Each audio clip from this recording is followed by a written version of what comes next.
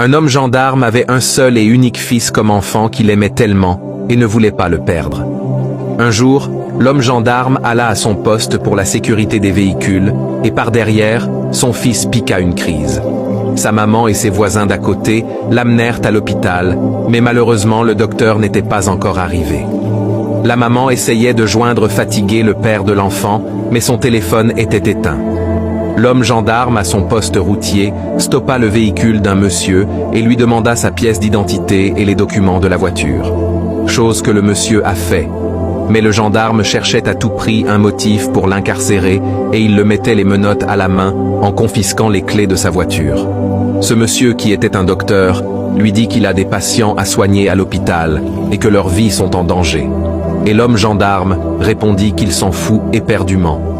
Le docteur resta incarcéré là pendant 5 heures de temps. Puis l'homme gendarme alluma son téléphone et vit 50 appels en absence et il appela la maman de son fils et elle lui répondit que son fils a chuté et qu'ils sont à l'hôpital.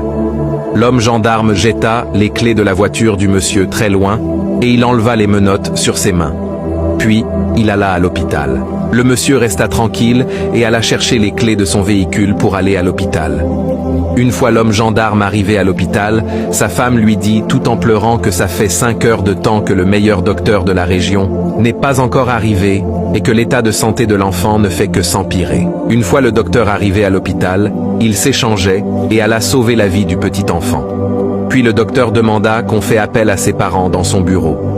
Une fois les parents dans son bureau, l'homme gendarme fut couvert de honte et se jeta sur les pieds du docteur en le suppliant de le pardonner et de sauver la vie de son enfant. Puis la maman étonnée demanda à son mari ce qu'il s'est passé entre eux et son mari l'expliqua.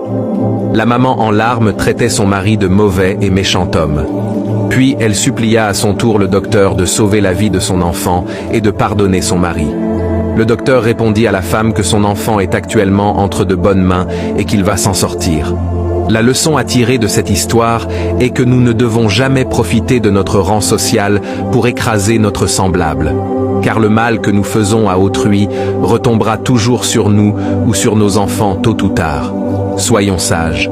Abonnez-vous massivement pour d'autres contenus et surtout envoyez-moi aussi des cadeaux vidéo. Que Dieu vous garde.